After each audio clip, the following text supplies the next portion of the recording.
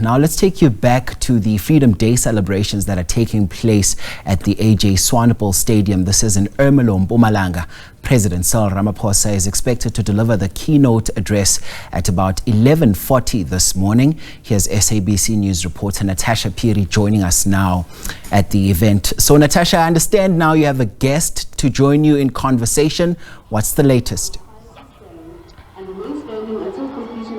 Well, Mkolisi, it's very crucial and important to highlight the gains and the losses, of 31 years of democracy in the country. Of course, we've been speaking to various guests and residents of Ermelo in Mpumalanga. We also need to highlight the events that are taking place here, the parades and what we've been seeing. Like I've said, the South African National Defence Force is actually here as well. They'll be showcasing, their work. And of course, it's quite interesting that right now we are joined by Lieutenant Colonel Nicholas Mokaba, who is the Senior Staff Officer Ceremonial at the South African Air Force Headquarters. And he'll be speaking to us about the importance of the parade and, of course, the importance of the soldiers taking place here. Thank you so much for joining us on SABC News. So I understand the parade is just about to start right now. For those who don't know, just talk us through the process and the importance of it as well.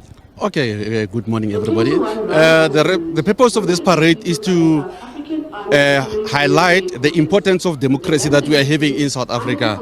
As the President of South Africa is the Commander-in-Chief of the National Defence Force, that's why we honor him by doing the parade.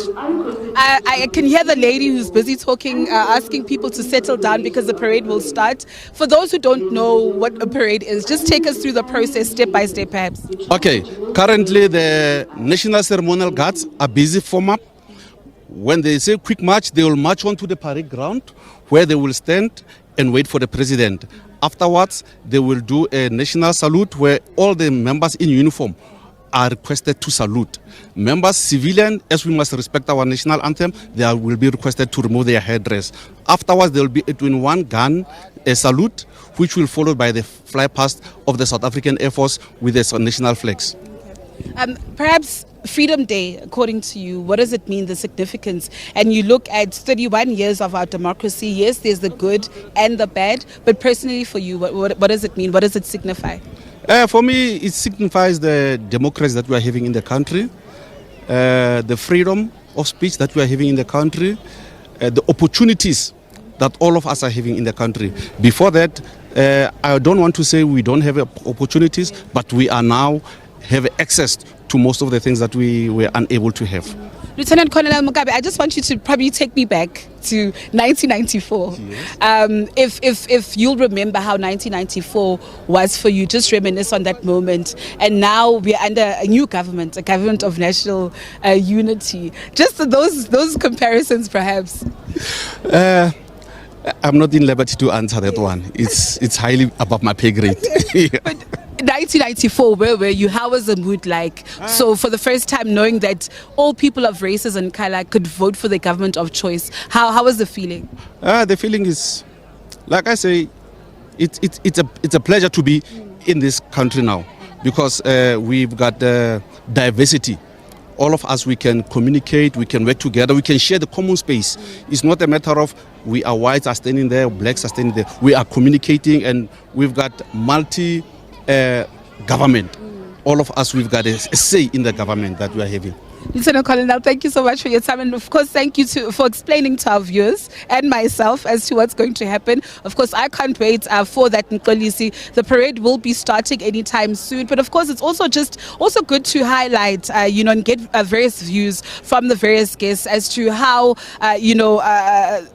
perhaps their views about 31 years of democracy, where Lieutenant Colonel Mokaba was in 1994 for the first time, where various people of various races got to vote for a government of their choice. And you look at where the country is right now, 31 years on. Yes, there have been strides that have been made, but of course government making that concession through President Cyril Ramaphosa, reminded last year at his speech saying that government also has a long way to go to address issues of service delivery delivery to address issues of unemployment, the high unemployment levels, especially amongst young people, to address issues of the potholes in this area, water challenges in this area, people complaining that they don't have drinking water.